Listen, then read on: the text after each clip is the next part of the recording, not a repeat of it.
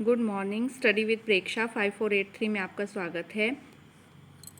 हम कर रहे हैं बुक जो है हमारी जिज्ञासा क्लास 6 की, उसके आगे की क्वेश्चन आंसर 3 तक के क्वेश्चन आंसर हमारी फर्स्ट वीडियो में अवेलेबल हैं। ये उस लेसन की दूसरी वीडियो है। लेसन है आपका 2, सजीव जगत में विविधता। अब देखिए, नीचे दिए गए चित्रों में पर्वतीय बकरी दिखाई गई है और मैदानों में पाई जाने वाली बकरी दिखाई गई है। हमें इनकी समानताएं बतानी है और अंतर बताने हैं और ये भी बताना है इन अंतरों के क्या कारण हैं। ठीक है, समानताएं क्या हैं? नंबर 1, दोनों शाकाहारी हैं। ठीक है, दोनों शाकाहारी हैं कि दोनों घास फूस खाती हैं, शाकाहारी हैं। दूसरा क्या अंतर है कि उनके खुर जो हैं फटे हुए हैं। खुर मतलब पैर फटे हुए हैं, उन्हें चलने में मदद करते हैं। अब अंतर क्या है? अंतर देखिए, आप देखिए, इसकी ये जो बकरी है पर्वत पर पाई जाने वाली, इसके बाल जो हैं वो घने हैं। ठीक है, और इसके बाल थोड़े छोटे हैं। तो ये एक अंतर ये हो गया कि इसके बाल घने हैं, इसके बाल छोटे हैं, क्योंकि बड़े जो बाल हैं वो उसे सर्दी से बचाते हैं। ठीक है, पर्वतों में पाई जाने वाली सर्दी से। इसके काले सींग हैं, इसके भी काले सींग हैं। इसकी दाढ़ी है, इसकी दाढ़ी नहीं है। एक अंतर तो ये हो गया। दूसरा अंतर, इसकी टांगें छोटी हैं, इसकी टांगें लंबी हैं। टांगें छोटी जो हैं वो उसे बर्फ़ में चलने में मदद करती हैं। तीसरा अंतर ये हो गया कि जो, अब देखिए, इसको पर्वतों पर चढ़ना है। ठीक है, पर्वतों पर चढ़ना है। इस वाली बकरी को हम कहाँ चढ़ना है? पर्वतों पर। तो ये पर्वतारोही है जो पर्वतों के ऊपर चढ़ सकते हैं और ये अच्छी धावक है। ये बहुत जल्दी से दौड़ सकती है क्योंकि इसे मैदानों में रहना है, तो ये अच्छी धावक है। देखिए, पहला अंतर क्या है कि उसके बाल घने हैं। जो पर्वतीय बकरी है उसके बाल घने हैं, इसके छोटे हैं।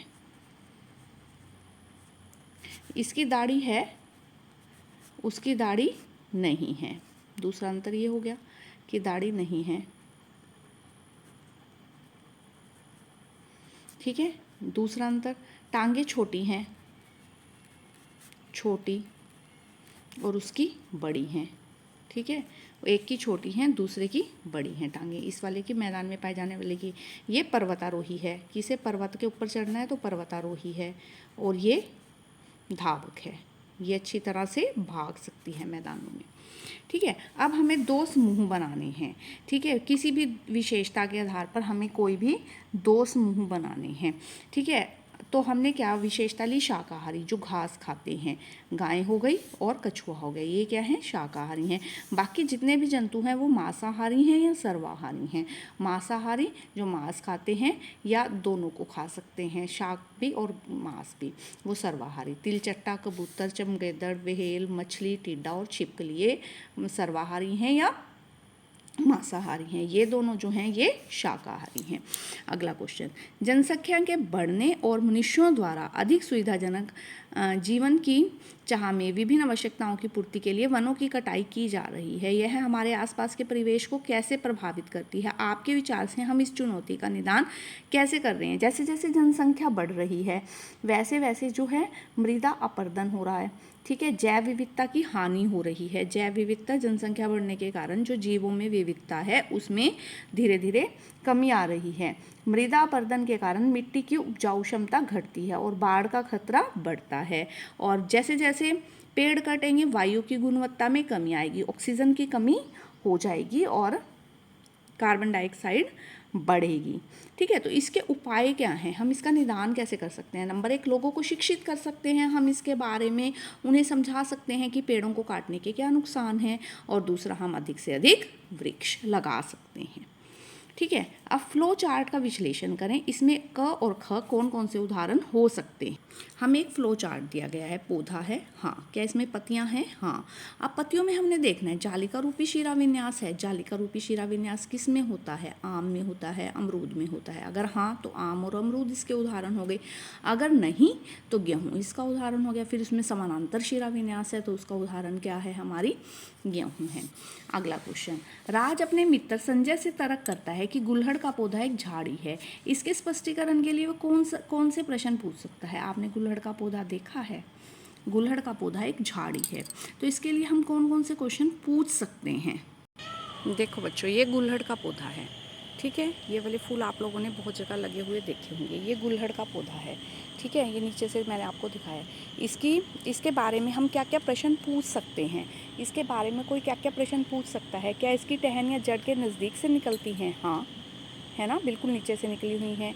क्या इसका तना मोटा है? हाँ, हाँ या नहीं, वो पूछ सकता है ना ये प्रश्न कि इसका तना मोटा है या नहीं है। अब इसके बारे में राज अपने मित्र संजय से क्या तर्क करेगा। एक झाड़ी है, तो झाड़ी की ऊंचाई कितनी होती है? जितनी आप लोगों की ऊंचाई है, 6-7 में पढ़ने वाले बच्चों की ऊंचाई जितनी होती है, झाड़ी की ऊंचाई भी लगभग उतनी ही होती है। तो हम क्या पूछ सकते हैं कि इस पौधे की ऊंचाई अधिक है या नहीं है। इसका तना मोटा है, कठोर है। क्या गुलहड़ में शाखाएं भूमि के पास से ही निकल रही हैं, जहाँ नीचे वो जड़ होती है उसके पास से ही निकल रही हैं? तो हम ये प्रश्न पूछ सकते हैं। अगला क्वेश्चन, तालिका में कुछ आंकड़े दिए गए हैं, इनके आधार पर हमें ये भरना है। द्विबीजपत्री में हमेशा मूसला जड़ होती है, राजमा उसका उदाहरण है, ठीक है। एक बीजपत्री में झकड़ा जड़ होती है, गेहूं उसका उदाहरण है। क के पौधों में क्या समानताएं हैं? जो क वाले पौधे हैं, राजमा जैसे पौधे हैं, उनमें जालिका रूपी शिराविन्यास पाया जाता है। और ख पौधों में क्या समानताएं हैं? इनमें समानांतर शिराविन्यास पाया जाता है। नीचे की तुलना, नीचे दिए गए चित्र में बत्तख के नामांकित भाग को देखिए, ठीक है। बत्तख ये क्या दिखाए गए हैं? उसके झील युक्त पंजे दिखाए गए हैं, इनके सिंपल पंजे हैं। अन्य पक्षियों क्या भिन्नता दिखाई देती है? बत्तख अपने इस भाग का उपयोग कौन सी गतिविधि करने में सक्षम होएगा? बत्तख क्या करती है? वो तैरती है। बत्तख में झील युक्त पंजे पाए जाते हैं और कबूतर में झील युक्त पंजे नहीं पाए जाते। बत्तख जो है इनकी सहायता से जल पर तैर सकती है, चल सकती है, अपने भोजन का पीछा कर सकती है और अपने आप को बचाने के लिए इनका प्रयोग करती है। क्योंकि बत्तख जल में तैरती है तो वो जल में तैर सकती है इनकी सहायता से। देखिए आप ये लिखेंगे, बत्तख में झील युक्त पंजे पाए जाते हैं जो कि अन्य पक्षियों में नहीं पाए जाते। बत्तख इनकी सहायता से जल पर तैर सकती है, चल सकती है और भोजन का पीछा कर सकती है और अपने आप को बचाने के लिए इसका प्रयोग कर। अगर आपको वीडियो पसंद आई, आप चैनल को सब्सक्राइब कीजिए please. Like, share and subscribe. Thank you for watching.